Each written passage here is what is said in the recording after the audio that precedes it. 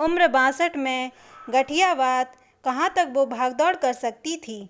फिर भी आशा रसोई में लगी थी।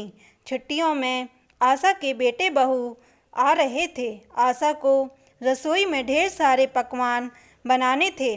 साल में एक बार बेटे बहू छुट्टियों के बहाने ही सही 4-5 दिन साथ रहने तो आते थे। छोटे बेटे रवि की पसंद की कसूरी मेथी वाली मठरी, बड़े बेटे राज की पसंद के बेसन के लड्डू, बहुएं भी आशा के हाथों के पकवान की तारीफ किए बिना नहीं रहती। छोटे पोते को आशा के हाथ की सेव, बेसन के सेव बहुत पसंद है, जिसे बनाने में बहुत मेहनत और घंटों लगते हैं। वहीं पोती को गुलाब जामुन खाने होते थे। 4 दिनों से आशा एक पांव पर खड़ी होकर सबके लिए पकवान बना रही थीं। आशा के पति धीरज जी समझा रहे थे, इतना काम का भार मत लिया करो, तुम्हारे घुटने में इतना दर्द रहता है, पूरी जिंदगी तुमने रसोई में निकाल दी, अब तो आराम करो, बहुएं आकर काम कर लेंगी। आप भी, आजकल की बहुओं को ये सब बनाना कहाँ आता है। आजकल की बहुएं तो बस खाना बना लें, वो ही बहुत है। आशा ने हंसकर कहा, ठीक है, बहुओं को बनाना नहीं आता है, पर वो तुम्हारी मदद तो कर सकती हैं।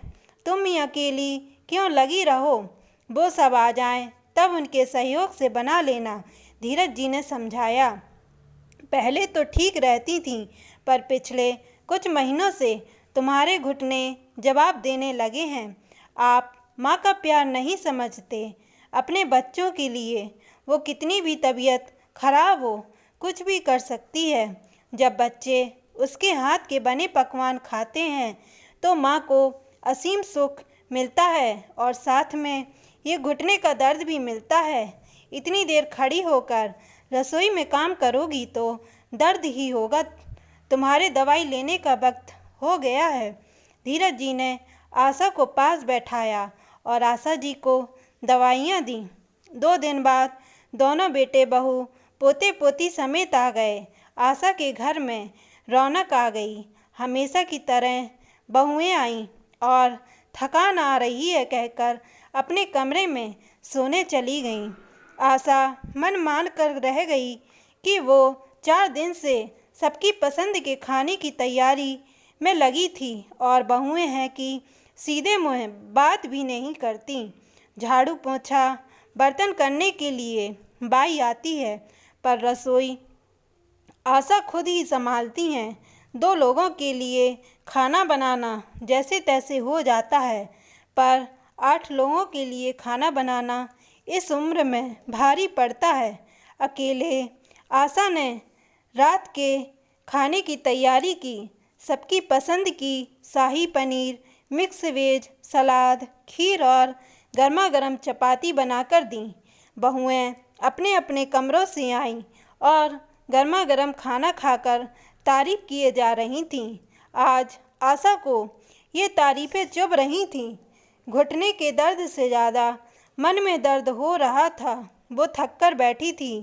अभी तो पूरी रसोई सिमटनी थी, बची सब्जियां खाली करनी थीं, झूठे बर्तन इकट्ठे करने थे, दूध फ्रिज में रखना था और गैस और स्लैब साफ करनी थी। वो कुछ कह पाती कि इससे पहले दोनों बहू बेटे बोले, अच्छा माँ, अब हम थोड़ा बाहर घूम आते हैं। दोनों बच्चे सो रहे हैं, आप देख लेना। पिंकी को रात को दूध चाहिए और सोनू के कपड़े बदल देना, वो ऐसे ही सो गया। कुछ खाए तो खिला देना, उसके लिए मोयन की रोटी बना देना, वो सब्जी तो खाता नहीं है। माँ, आप भी हमारे साथ चलती, पर आपके तो घुटनों में दर्द रहता है, आप चल नहीं पाओगे। बिना कोई जवाब सुने चारों चले गए। आशा ने हाँ में गर्दन हिलाई। धीरज जी पत्नी का दर्द समझ रहे थे, पर बेटे बहू को कुछ कह नहीं सकते थे। आशा, तुम मेरी पत्नी हो और तुम्हारा ये हाल नहीं देख सकता हूँ। तुम कब तक ऐसे ही सबकी इच्छाओं की पूर्ति करती रहोगी? सबके लिए ऐसे ही काम करती रहोगी? रसोई के काम बहुत होते हैं, ख़त्म ही नहीं होते। तुम अकेली ही लगी रहती हो। 3 दिनों से देख रहा हूँ, अकेली ही कॉफ़ी, दूध, नाश्ता, खाना सब तुम बना रही हो। बहुओं के सामने मुझसे भी मदद नहीं लेती। ऐसा कब तक चलेगा? तारीफ़ों से घुटनों का दर्द नहीं जाएगा। इतने लंबे समय तक रसोई में खड़ी रहती हो, पैर कितना वजन सहन करेंगे? हाँ जी, आप ठीक कहते हो। बहुएं रसोई नहीं बना सकती तो क्या हुआ, समेट तो सकती हैं। फ्रिज में सामान तो रख सकती हैं। झूठे बर्तन तो इकट्ठे कर सकती हैं। दोनों वर्किंग हैं तो क्या हुआ, अपने घर में भी तो काम करती हैं, पर यहाँ आकर मेहमान बन जाती हैं। इतनी मदद तो मेहमान भी करवा देते हैं। बेटों को लगता है कि माँ हमारे साथ घूम नहीं पाएगी क्योंकि घुटने में दर्द रहता है। बेटे कभी ये नहीं कहते कि इतना दर्द होने के बावजूद मैंने इतने लोगों का खाना बनाया। ये नहीं कहा कि माँ आप आराम करो, तुम्हारी बहुएं कर लेंगी। आशा सुबकते हुए बोली, हाँ आशा, वो तो गलत है ही, पर तुम्हें एक बात समझा रहा हूँ, अपना ख्याल खुद रखोगी तो दूसरा भी रखेगा। मैंने कहा था हम वहीं चलते हैं मिलने, पर तुम तो खुद नहीं मानती हो। तुम ही कह रही थी ये मुख्य घर है, सबको यहीं आना चाहिए। कुछ दिनों के लिए वहाँ जाते तो तुम्हें भी थोड़ा आराम मिल जाता। धीरज जी बोले। अगले दिन दोनों बेटों ने मिलकर पिकनिक का कार्यक्रम बनाया। छोटा बेटा आकर बोला, माँ कुछ पराठे और अपने हाथों का भरवा बैगन पैक कर देना, साथ में वो मठरी और बेसन के लड्डू और गुलाब जामुन भी पैक कर देना। साथ में पराठे थोड़े ज़्यादा बना देना क्योंकि शाम को देर हो जाएगी आने में। आशा ने पहले सुना, फिर बोली, रवि सारा खाना बन जाएगा, पर तुझे तो पता है कि तेरी माँ के घुटने में दर्द रहता है। तू ऊपर से दोनों बहुओं को भेज दे, हम मिलकर खाना बना लेंगे। अभी तो तुम 9 बजे तक जाओगे, बहुएं भी उठ गई होंगी। मैं भरवा बैगन बना दूंगी, पराठे वो दोनों मिलकर सेक लेंगी। रवि कुछ नहीं बोला। उसने राज को फ़ोन लगाया। थोड़ी देर बाद बड़ा बेटा राज आया। माँ आपके घुटनों में दर्द है तो आराम करिए, खाना हम बाहर खा लेंगे। अब वो दोनों बहुएं वर्किंग हैं, दोनों को छुट्टियों में आराम चाहिए। यहाँ भी आकर रसोई में लगा दें तो उनको चेंज कैसे मिलेगा? हम बाहर ही कुछ खा लेंगे। रवि ने हाँ में हाँ मिलाई। आशा फिर बोली, अच्छा है, तुम लोग खाना बाहर खा लोगे, पर तुम्हारे पिताजी और मैं क्या खाएंगे? हम दोनों की तुम्हें जरा भी परवाह नहीं है। पत्नी के आराम और चेंज की परवाह है, पर माँ के घुटने के दर्द की जरा भी परवाह नहीं। मेरी भी उम्र हो गई है। तुम सबकी पसंद का खाना बनाते बनाते कभी अपने लिए नहीं सोचा। सर्दी गर्मी की परवाह किए बगैर तुम सबकी पसंद के लिए खुद को रसोई में झोंक दिया। आज मेरे दर्द से ज़्यादा तुम्हें अपनी पत्नियों के आराम की चिंता हो रही है। मैं 3 दिन से रसोई में अकेले लगी हूँ। खाना बनाना तो दूर, तुम्हारी पत्नियाँ मदद कराने भी नहीं आती हैं।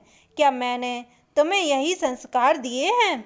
छुट्टियों का मतलब होता है सब मिलकर साथ में घूमें, मस्ती करें, साथ में मिल बांट कर काम भी करें। ये नहीं कि एक माँ रसोई में खपती रहे और बच्चे मज़े करते रहें। क्या चेंज मुझे नहीं चाहिए?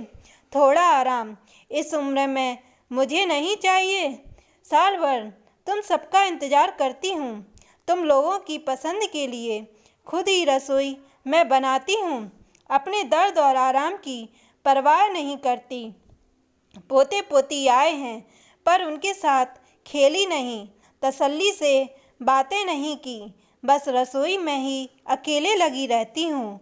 मुझे खाना बनाना और खिलाने दोने का शौक़ है, लेकिन अब मैं थक गई हूँ। धीरज जी, आप ठीक ही कहते हैं। मैं अपनी परवाह करती तो ये लोग भी करते। मैंने कभी भी ना कहना सीखा ही नहीं। सबकी इच्छाओं और खुशियों के लिए लगी रही, सबको खुश करने के चक्कर में अपने मन को, अपनी इच्छाओं को मारती रही।